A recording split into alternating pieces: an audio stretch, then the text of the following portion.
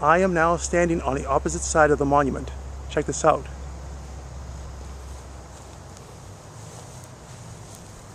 You see a winged skull. Let's see if I can make out a date. No. Winged skull.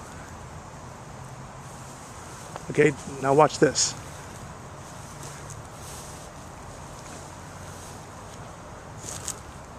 Winged skull. Another one.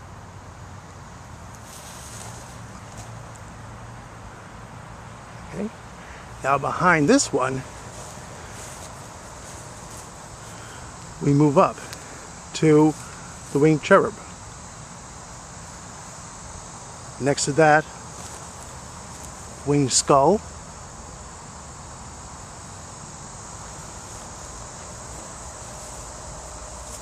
Winged cherub.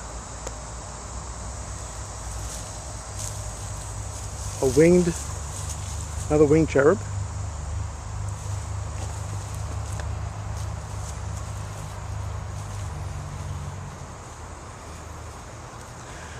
Now look, right over here, urn and willow, 1853. So it's not uncommon to come to the cemetery and see a person who died in, let's say, 1764, like this. Next to that, a person who died in the 1800s, and see, 1853. So this stone right here is sandwiched in between two people who died in the 1800s.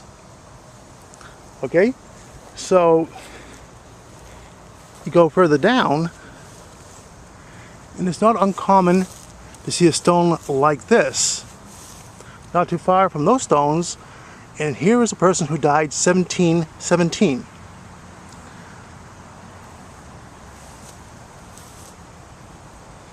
That is really fascinating to me.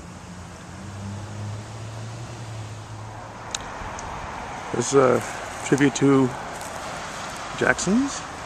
Simon Jackson. I see Sarah Jackson.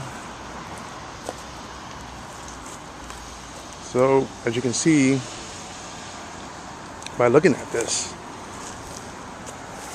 the Jacksons were very important people.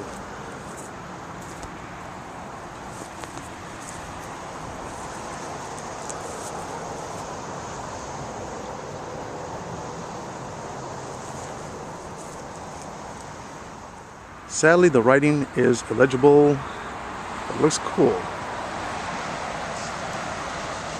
Like I said, too bad people could not come here and restore all the stones, make them look the way they did years back, restore the writing, etc.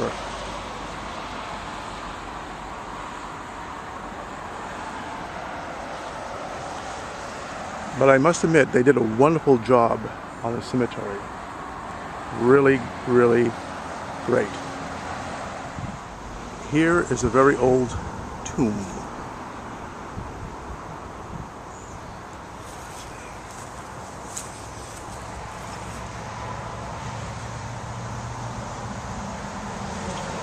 There are a lot of people that fought in the Revolutionary War buried here.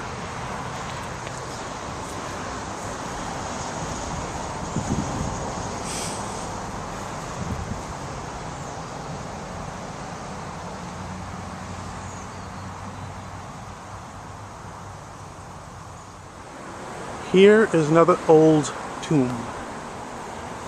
I'm climbing up the hill, so pardon me. Ouch.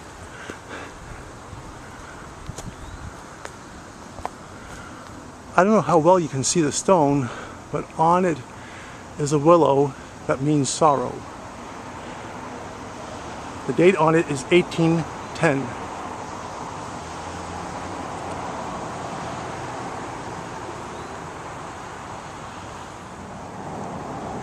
This is the tomb of General William Hull, General William Hull, 1753 to 1825, was a Revolutionary War hero who was appointed governor of the Michigan Territories by President Thomas Jefferson.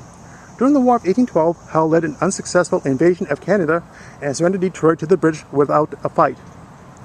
After the war, he was tried as a traitor and convicted of cowardice for surrendering. He was sentenced to be shot, but was pardoned by President Madison and spent his remaining years in Newton. Buried nearby is Othello Freeman, said to have been the last slave in Newton. He belonged to William Hull, commonly known as Tillow. Tradition has it he was buried near the general. The other name on the tomb is Fuller. The Fuller family papers include manuscript and secondary materials from a number of different sources and provide extensive information about the Fuller family in Newton. Arriving about 1644, John Fuller, 1611 through 1699, was one of Newton's earliest settlers. His 1,000-acre farm covered parts of Newtonville, West Newton, and Waltham, and remnants of an early stone wall can still be seen on Fair Oaks Avenue.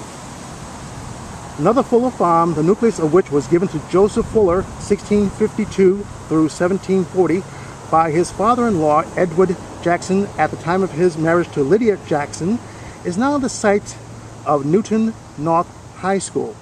This farm later became the home of Sarah Fuller, daughter of Judge Abraham Fuller, 1720 through 1794, and her husband, General William Hull.